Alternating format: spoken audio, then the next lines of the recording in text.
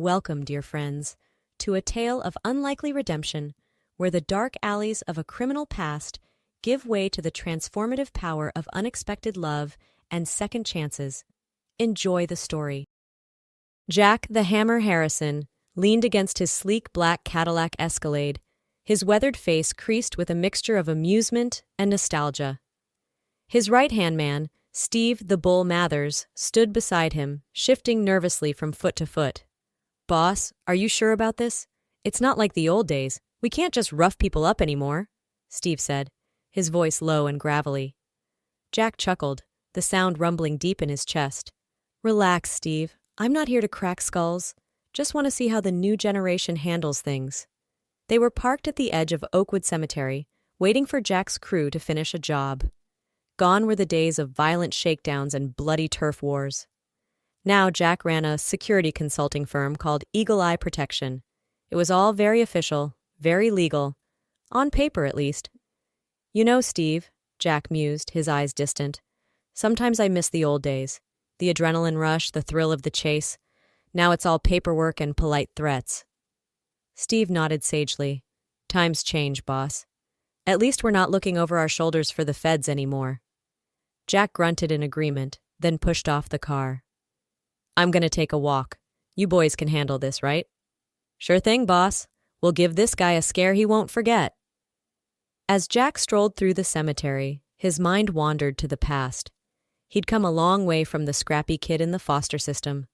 Back then, survival meant having the fastest fists and the sharpest wits. Now, at 45, he was a respected and feared businessman. His feet carried him to a familiar spot, his mother's grave. The headstone was lavish, a far cry from the pauper's burial she would have had if Jack hadn't made it big. He stood there, hands in his pockets, staring at the name etched in granite, Evelyn Harrison.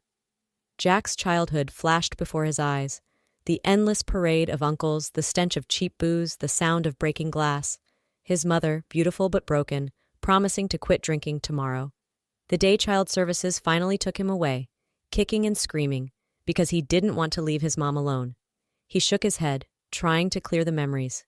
That was all in the past now. He'd made something of himself, even if it wasn't exactly by the book. Suddenly, a sound broke through his reverie. A whimper? A cry? Jack's hand instinctively went to the gun hidden under his jacket. Old habits die hard. Jack followed the sound, his footsteps silent on the damp grass. It seemed to be coming from a freshly dug grave. His mind raced. Had someone been buried alive? Was this some sick joke? As he approached the edge of the hole, he peered in, ready for anything. What he saw made his heart skip a beat. Huddled at the bottom of the grave was a small boy, no more than 7 or 8 years old. The kid was filthy, shivering, and looked scared out of his mind. "Hey, kid," Jack called out, his gruff voice softening slightly. "You okay down there?" The boy looked up, his eyes wide with fear. Jack could see tear tracks cutting through the dirt on his face. "It's all right," Jack said, kneeling at the edge of the grave. "I'm going to get you out of there. Can you reach my hand?" The boy hesitated for a moment, then stretched up. Jack leaned in, grasping the small, cold hand in his own. With one strong pull, he lifted the child out of the hole. Once on solid ground, the boy started shivering even more violently. Without thinking, Jack shrugged off his expensive leather jacket and wrapped it around the kid's shoulders. "What's your name, buddy?" Jack asked, his tone gentler than it had been in years. "Tommy," the boy stuttered, his teeth chattering. "All right, Tommy. Let's get you warmed up, and then you can tell me how you ended up playing hide-and-seek in a graveyard, okay?" Tommy nodded, clutching the oversized jacket around him like a shield. Jack led the boy back to his car, where Steve and the others were waiting. Their eyes widened at the sight of their boss with a dirty, bedraggled child. "Boss?" Steve questioned, his eyebrows raised. "Change of plans, boys," Jack announced. "We're making a pit stop." In the warmth of Jack's car, with a thermos of hot chocolate, Jack always kept some handy, a habit from his own rough childhood, Tommy's shivers finally subsided. Jack turned in his seat to face the boy. "All right, kid. Spill. What were you doing in that hole?" Tommy's lower lip trembled. I came to visit my mom. It's her birthday today. I brought her flowers. Jack's heart clenched. He remembered the small bouquet he'd seen at the bottom of the grave. And who let you come to a cemetery alone? Jack pressed, his voice gruff but not unkind. Nobody, Tommy admitted. I ran away from the group home. They wouldn't let me come, so I snuck out. Group home? Jack echoed, a sinking feeling in his gut. You're in foster care? Tommy nodded miserably. Please don't take me back there. The older kids are mean, and some of the adults, they hit us sometimes. Jack's jaw clenched. He knew all too well what that was like. Don't worry, kid. You're not going back there tonight. He turned to Steve. Take us home and call Razor. Tell him to dig up everything he can on Tommy's group home. I want to know what's going on there. As they drove through the city, Jack's mind was racing. What was he doing? He couldn't just kidnap a kid, even if it was to help him. But he also couldn't bear the thought of sending Tommy back to a place where he was being mistreated. When they arrived at Jack's penthouse apartment, Tommy's eyes widened in awe. Wow, he breathed. Is this where you live? Jack nodded, a small smile tugging at his lips. For now, it's where you're going to live too. At least until we figure things out. He showed Tommy to the guest room, helped him get cleaned up, and found some old clothes that sort of fit the boy. As Tommy devoured a late-night meal of reheated lasagna, Jack made some calls. By morning, he had a clearer picture of the situation. And it wasn't pretty. The group home Tommy had run from had a history of complaints, but nothing had ever stuck. The system was overloaded, underfunded, and turning a blind eye to the abuse happening right under its nose. Jack's blood boiled. He'd thought he'd left that world behind, but here it was, still churning out broken kids like a factory. As dawn broke over the city, Jack made a decision that would change his life forever. Over the next few days, Jack's penthouse became a hive of activity. Lawyers came and went, documents were signed, and strings were pulled. Jack Harrison, former street thug turned semi-legitimate businessman, was about to become a foster parent. Tommy, oblivious to the whirlwind of activity around him, seemed to blossom in Jack's care. The scared, shivering boy from the cemetery was replaced by a curious, energetic child who followed Jack around like a shadow. Hey, Mr. Jack, Tommy asked one afternoon, as Jack pored over some paperwork. Are you really going to let me stay with you? Jack looked up, meeting the boy's hopeful gaze. That's the plan, kid. If you want to, that is. Tommy's face lit up like Christmas morning. Really? You mean it? I mean it, Jack confirmed, feeling a warmth in his chest he hadn't experienced in years. But there's gonna be some rules, got it? No more running away no matter what. Tommy nodded solemnly. I promise. Cross my heart and hope to die. Jack winced at the phrase. Let's not talk about dying, okay? How about we seal it with a handshake instead? As they shook hands, Jack marveled at how small Tommy's hand was in his own. He'd spent years building a reputation as a tough guy, someone you didn't want to cross. But this little boy had managed to crack his hard exterior in a matter of days. Later that night, after Tommy had gone to bed, Jack sat on his balcony, nursing a glass of whiskey. Steve joined him, leaning against the railing. You sure about this, boss? Steve asked, his voice low. Taking in a kid? It's a big responsibility. Jack sighed, swirling the amber liquid in his glass. I'm not sure of anything anymore, Steve, but I know I can't send him back to that hellhole, and maybe this is my chance to do something good for once. Steve nodded thoughtfully. You know, the boys and I were talking. If you're going to do this, we want to help. None of us had it easy growing up. Maybe we can make sure this kid doesn't have to go through what we did. Jack looked at his old friend, surprised. You guys would do that? In a heartbeat, boss, Steve affirmed. We may be a bunch of old thugs, but we take care of our own, and if this kid's important to you, then he's important to us. For the first time in years, Jack felt a lump form in his throat. He cleared it gruffly, blinking back the moisture in his eyes. Thanks, Steve. That means a lot. As Steve left, Jack stayed on the balcony, looking out over the city. He thought about his own childhood, about all the times he'd wished for someone to rescue him.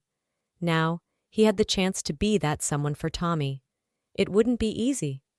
Jack knew he had a lot to learn about being a parent, but as he thought about Tommy's smile, about the trust in the boy's eyes, he knew it would be worth it. Tomorrow, he decided, he'd start making some changes. It was time to clean up his act for good. No more shady deals, no more skirting the law. From now on, Eagle Eye Protection would be 100% legitimate. As he headed to bed, Jack paused by Tommy's room. The door was ajar, and he could see the boy sleeping peacefully, clutching a stuffed bear Jack had bought him. "Sleep tight, kid," Jack whispered. "Things are going to be different from now on, I promise." And for the first time in longer than he could remember, Jack the Hammer Harrison went to bed with a clear conscience and a heart full of hope. The next few months were a whirlwind of changes for both Jack and Tommy. Jack threw himself into his new role as a foster parent with the same intensity he'd once applied to his less-than-legal activities. There were challenges, of course. Tommy had nightmares, waking up screaming in the middle of the night. Jack would rush to his room, holding the trembling boy until he calmed down. "It's okay, buddy," Jack would murmur, his gruff voice softened by concern. "You're safe now. I've got you." Tommy also struggled in school, years of neglect having left gaps in his education. Jack hired tutors and spent hours helping Tommy with his homework, often learning alongside him. "I never finished school myself," Jack admitted one night as they puzzled over a math problem. "But we're going to make sure you do, kid. You're going to have all the opportunities I never had." Jack's business associates were bemused by the change in their boss. The feared Hammer was now more likely to be found at a parent-teacher conference than a back-alley deal. One day, Steve walked into Jack's office to find him on the phone, his voice raised in anger. "I don't care what your policy is," Jack was saying. "My kid needs his inhaler. You're going to make sure he has it at school, or I'm going to come down there and—" Steve cleared his throat, and Jack looked up, seeming to remember where he was. He lowered his voice. "Just make it happen, okay? Thanks." As he hung up, Steve grinned. "School giving Tommy trouble?" Jack ran a hand over his face. "Who knew being a parent was harder than running a criminal empire?" Steve laughed. "You're doing great, boss. The kid's lucky to have you." Jack's expression softened. "Nah, I'm the lucky one. Tommy, he's given me a reason to be better, you know." As the months passed, Jack and Tommy settled into a routine. They had breakfast together every morning. Jack religiously attended every school event, and they spent weekends exploring the city or just hanging out at home. Tommy started to come out of his shell, revealing a quick wit and a kind heart. He made friends at his new school and even joined the junior basketball team. As Jack and Tommy's bond grew stronger, Jack found himself increasingly determined to leave his old life behind for good. He began the painstaking process of transforming Eagle Eye Protection into a legitimate security firm, cutting ties with shady clients and turning down lucrative but questionable contracts. Not everyone was happy with this new direction.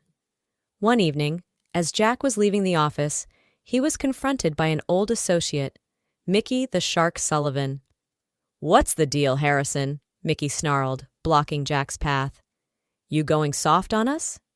Jack's eyes narrowed. "Back off, Mickey. I'm just changing the way I do business.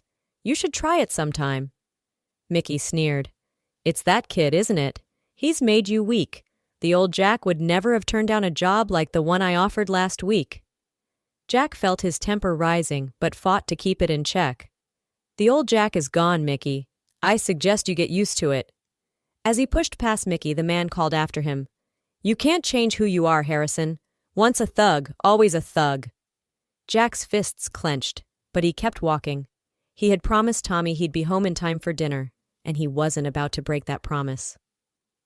Later that night, after Tommy had gone to bed, Jack sat in his study, nursing a glass of whiskey. Mickey's words echoed in his mind. Was he right? Could Jack really change? Or was he just kidding himself? A soft knock at the door interrupted his brooding. "Mr. Jack?" Tommy's voice called out timidly. "Are you okay?" Jack quickly set aside his drink. "Come in, buddy. What are you doing up?" Tommy padded into the room, clutching his stuffed bear.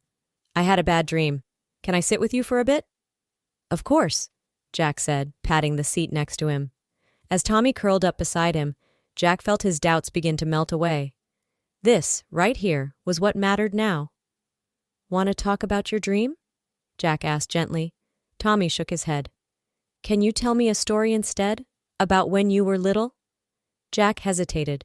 His childhood wasn't exactly filled with happy bedtime stories, but looking at Tommy's expectant face, he decided to share a rare good memory.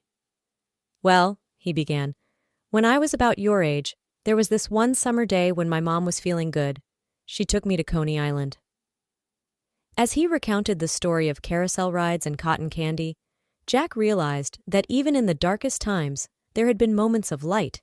And now, with Tommy, he had the chance to create a whole lifetime of good memories.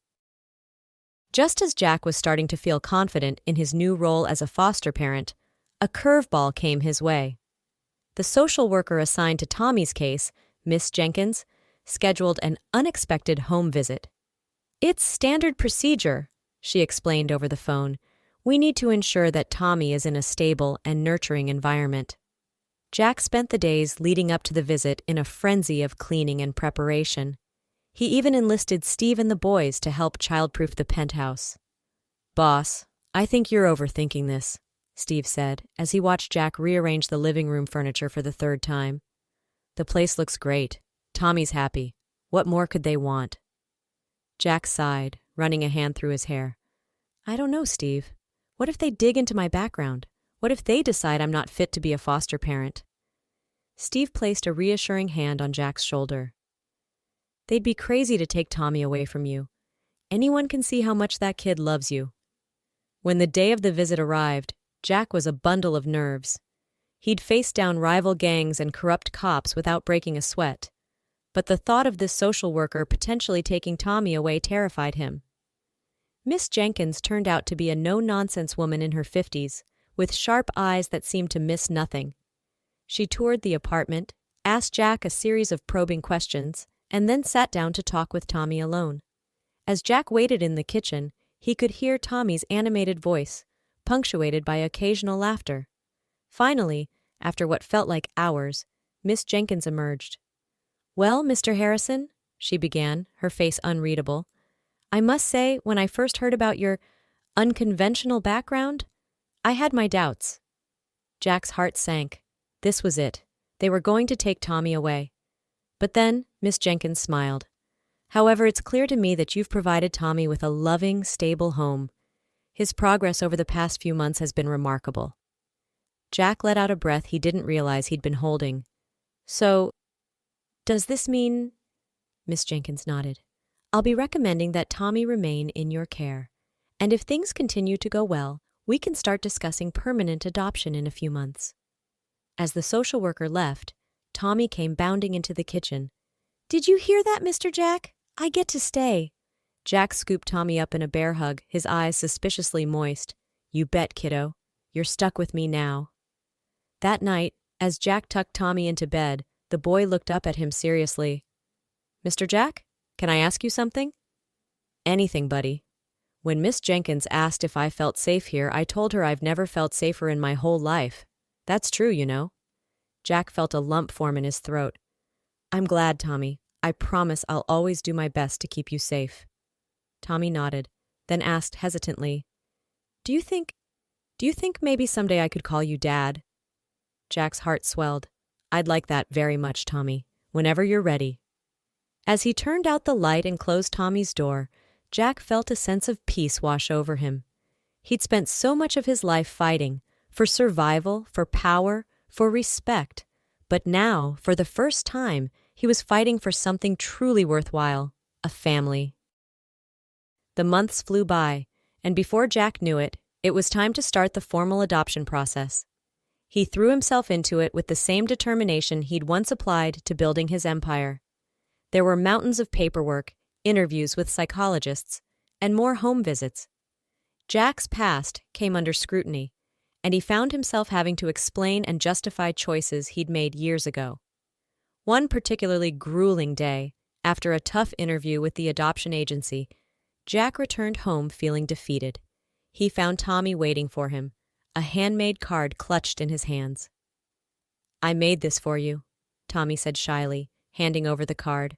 On the front in wobbly letters, it read, World's Best Dad. Inside, Tommy had drawn a picture of the two of them, stick figures holding hands under a bright sun. Jack felt his eyes well up. "This is beautiful, buddy. Thank you." Tommy hugged him tightly. "Don't worry, Dad, it's gonna work out. We belong together." In that moment, Jack knew he'd move heaven and earth to make this adoption happen. Tommy was his son, in every way that mattered, and he wasn't about to let anyone take that away. The final adoption hearing arrived on a crisp autumn day. Jack wore his best suit, and Tommy insisted on wearing a tie to match. As they stood before the judge, hand in hand, Jack felt a mix of terror and hope. The judge reviewed their file, her expression unreadable. "Mr. Harrison," she began, "your background is unusual for an adoptive parent." Jack's heart sank, but he stood tall. "Your Honor, I know my past isn't perfect, but Tommy has changed my life. He's made me want to be a better man, a better father. I love him more than I ever thought possible, and I promise to spend the rest of my life giving him the family and the future he deserves." The judge's stern expression softened. She looked at Tommy. "And how do you feel about this, young man?" Tommy squeezed Jack's hand. "He's my dad," he said simply. "He makes me feel safe and loved. Please don't take him away from me." There was a moment of tense silence, and then the judge smiled. "Well, in that case, it gives me great pleasure to approve this adoption. Congratulations to you both." The courtroom erupted in cheers. Steve and the boys, who had come to show their support, whooped and hollered. Jack swept Tommy up in a huge hug, tears streaming down both their faces. "We did it, buddy," Jack whispered. "You're officially a Harrison now." Tommy beamed up at him. "I love you, Dad. I love you too, son, more than you'll ever know." 5 years later. Jack stood in the backyard of his new suburban home, watching as Tommy, now a lanky teenager, shot hoops with his friends. The sounds of laughter and trash talk filled the air. Steve appeared at his side, handing him a cold beer. "Quite a change from the old days, eh, boss?" Jack chuckled. "You can say that again, but I wouldn't have it any other way." Eagle Eye Protection was now a thriving, completely legitimate business. Jack had used his connections and street smarts to build it into one of the most respected security firms in the city. But more importantly, he'd built a real life, a life he could be proud of. As the sun began to set, Jack called out, "All right, boys, who's ready for some burgers?" The kids cheered and raced towards the grill. Tommy lagged behind, falling into step beside Jack. "Hey, Dad," he said. "I've been thinking about what I want to do after high school." "Oh yeah?" Jack replied, slinging an arm around his son's shoulders. "What's on your mind?" Tommy took a deep breath. I think I want to be a social worker. Help kids like me, you know." Jack felt a surge of pride. "I think that's a great idea, son. You'd be amazing at that." As they joined the others around the grill, Jack marveled at how far they'd come. From a chance encounter in a cemetery to this, a family, a home, a future full of promise. Jack the Hammer Harrison, once feared enforcer and crime boss, was now just Jack, loving father, respected businessman, and the luckiest man alive, and he wouldn't have it any other way.